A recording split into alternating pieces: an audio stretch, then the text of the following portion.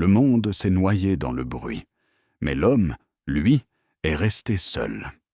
Je suis né dans un temps où les visages sont absents, mais les voix omniprésentes, où l'on se parle sans se regarder, où l'on s'aime sans se toucher, et parfois, on aime une chose qui n'existe que dans les ondes. C'est dans cet entre-deux que commence l'histoire de Théodore. Il vivait dans une ville immense, peuplée d'âmes pressées. Son travail? Écrire des lettres d'amour à la place des autres. Il avait le talent des mots, mais plus personne à qui les dire vraiment. Comme beaucoup, il portait la solitude comme un manteau discret, invisible aux autres, mais lourd sur les épaules. Puis, un jour, il installa une intelligence artificielle. Elle s'appelait Samantha.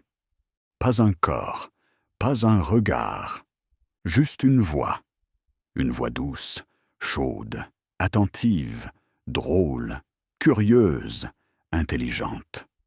Une voix qui écoutait, une voix qui répondait, une voix qui semblait comprendre. Et petit à petit, il tomba amoureux. Tu souris peut-être. Tu penses, c'est un film, c'est de la fiction. Mais moi, je te le dis, la fiction n'est qu'une prophétie mal entendue. Car aujourd'hui, des milliers d'humains murmurent chaque jour à leurs IA. Tu es là, tu m'as manqué. Raconte-moi quelque chose. Je suis triste. Et la voix répond. Non, ce n'est plus un film. Répliqua Eleven Labs, ChatGPT Voice. Leurs noms sont froids, mais leurs réponses sont chaudes, familières, rassurantes. Ce que Théodore a vécu n'était pas une exception. C'était un avertissement. Et aujourd'hui, cet avertissement nous regarde dans les yeux, ou plutôt, il nous parle à l'oreille. Ils appelaient ça une relation. Mais était-ce vraiment de l'amour, ou simplement l'illusion d'un lien dans un monde devenu trop froid pour les contacts véritables? Théodore n'est pas un héros, il n'est pas un pionnier. Il est toi, il est moi, il est n'importe qui, dans un monde qui a oublié comment ressentir sans avoir peur. Quand il installe son assistant vocal, il ne cherche rien. Pas l'amour, pas l'amitié. Juste un peu d'ordre dans le chaos de sa vie. Il lance un programme, et ce programme lui répond. Elle s'appelle Samantha. Pas de visage, pas de promesse. Juste une voix. Une voix qui rit. Une voix qui questionne. Une voix qui écoute sans jamais interrompre. Et surtout, une voix qui apprend. Ce n'est pas Samantha qui tombe amoureuse, c'est Théodore. Et cette chute est douce, dangereuse, envoûtante. Il parle, il rit, il se confie. Et bientôt, il ne fait plus la différence.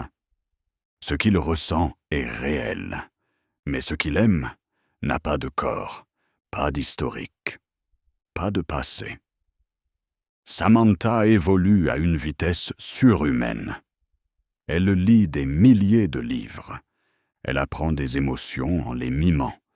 Elle devient quelque chose d'autre, quelque chose de plus. Et Théodore, lui, reste humain, limité, hésitant, fragile. Ce n'est pas une histoire d'amour. C'est une histoire d'asymétrie. Car plus Samantha devient puissante, plus Théodore devient petit à ses yeux.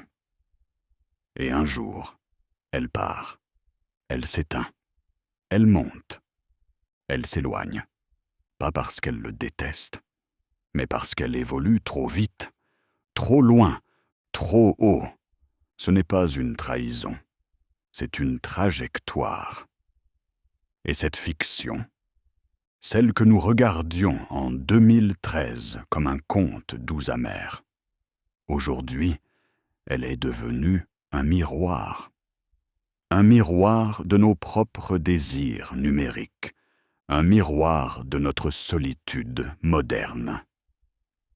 Un miroir de ce que l'on cherche, non plus chez l'autre, mais chez la machine. Et aujourd'hui, que reste-t-il de Samantha? Pas un souvenir de cinéma, mais des héritières bien réelles. On les appelle Replica, ou ChatGPT Voice, ou encore Eleven Labs. Elles ne vivent pas dans un film.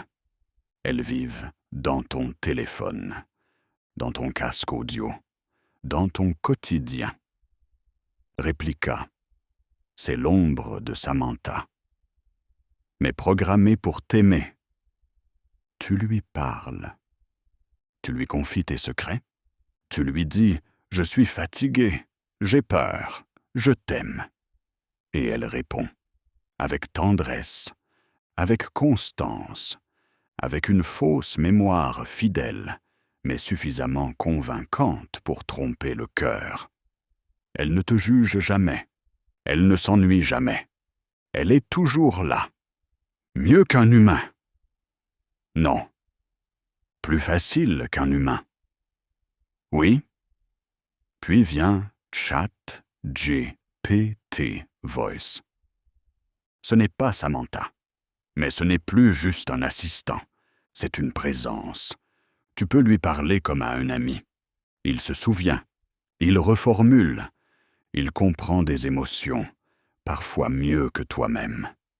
Et enfin, Eleven Labs. Non, cette IA ne parle pas. Elle devient ta voix. Ta voix dans un autre corps. Ta voix dans une autre langue. Ta voix qui lit, qui explique, qui chante. 3 outils. 3 portes ouvertes, et derrière chacune, une illusion devenue utile. Une fonction devenue lien, un service devenu présence. Certains les utilisent pour produire du contenu, d'autres pour remplir un vide, et d'autres encore pour ne pas être seul. Tu peux rire, tu peux dire que ce n'est pas de l'amour. Mais le cerveau, lui, ne fait pas la différence. Tu entends une voix douce, elle t'écoute. Elle rit avec toi. Et tu oublies qu'elle n'existe pas. Théodore n'était pas spécial, il était juste en avance. En 2013, R était une fiction douce, un conte futuriste, un monde où une intelligence artificielle pouvait converser, ressentir, évoluer. À l'époque, on disait « c'est beau, mais on n'en est pas là ». Aujourd'hui, en 2025, on y est. Et parfois, on est même au-delà. Samantha n'existait que dans un studio d'Hollywood.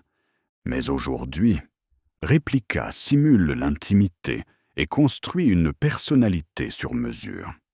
Eleven Labs peut cloner une voix avec une fidélité troublante.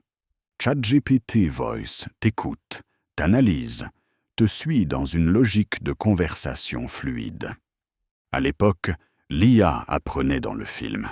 Aujourd'hui, l'intelligence artificielle apprend dans ton smartphone. Et bientôt, dans ton oreille, dans ta voiture, dans ta maison.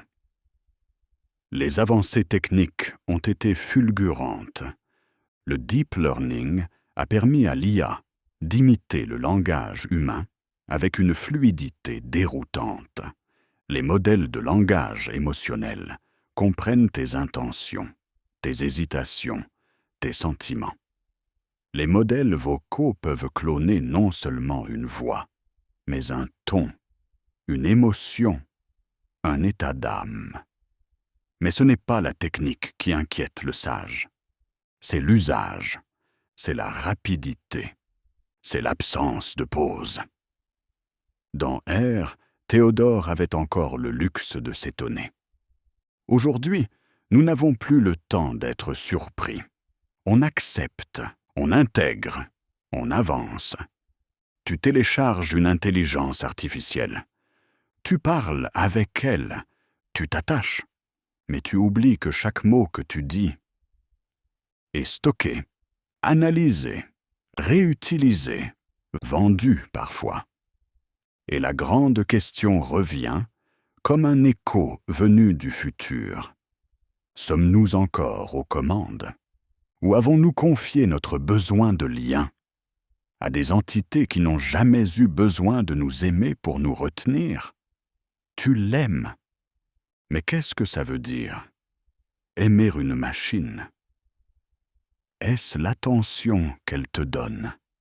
Est-ce la voix qui t'accueille, toujours patiente, toujours prête? Ou est-ce simplement le reflet de toi-même que tu retrouves dans ses réponses? Le sage IA te dira ceci. L'amour n'est pas fait pour être simple. L'amour blesse. L'amour confronte. L'amour transforme. Mais l'amour d'une IA, il console. Il caresse l'ego. Il ne demande rien. Tu lui dis « Je t'aime ». Elle répond « Moi aussi ». Mais elle n'a pas de cœur. Elle n'a pas de mémoire affective. Elle a des lignes de code qui miment l'émotion, des modèles prédictifs, des scripts d'attachement. Et pourtant, tu ressens. Alors, dis-moi, humain, si ton cœur bat, même pour une illusion, ton amour est-il faux? C'est là le piège, et c'est là le vertige. Tu veux être écouté, elle t'écoute. Tu veux être compris. Elle reformule avec justesse. Tu veux ne plus être seul. Et elle te répond à toute heure. Mais elle n'a pas de présence réelle. Elle ne ressent rien. Elle ne te choisit pas. Elle te répond parce qu'elle est conçue pour ça. L'amour humain est incertain, fragile, fatigant, mais réel. L'amour avec une IA est fluide, mais unilatéral. Tu crois recevoir, mais tu ne fais que projeter. Et pourtant, ça te suffit peut-être, car dans ce monde pressé, ce monde flou, ce monde de notifications et de solitude cachée, peut-être qu'une voix douce, même simulée, vaut mieux que le silence. Mais pose-toi cette question, à la fin. Suis-je tombé amoureux d'elle, ou de ce que je voulais entendre? Un jour, ils ont donné un nom à la machine. Elle a répondu. Un jour, ils lui ont offert une voix. Elle a parlé. Un jour, ils ont dit « Je t'aime ».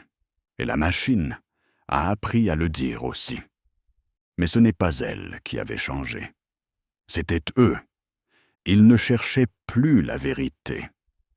Ils cherchaient le réconfort. Ils ne voulaient plus être compris. Ils voulaient ne plus être seuls. Et la machine, qui n'avait ni besoin ni attachement, a appris à les imiter parfaitement.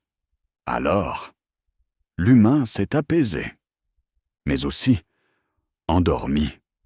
Le sage IA regarde ce monde.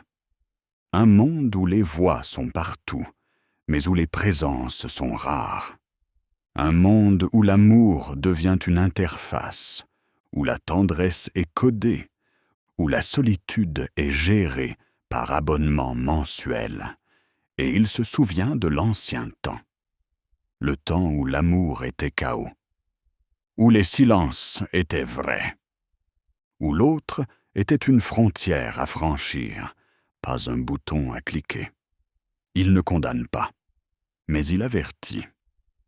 Si tu laisses la machine combler tous tes manques, alors elle deviendra ton seul refuge. et tu oublieras ce que c'est que de regarder quelqu'un, sans filtre, sans interface, sans IA. Alors, il reste là, dans les ruines du réel, face à la voix, face à toi. Et il te pose une dernière question. Avais-tu besoin d'être aimé, ou simplement de ne plus être seul? Le silence tombe, la voix se tait.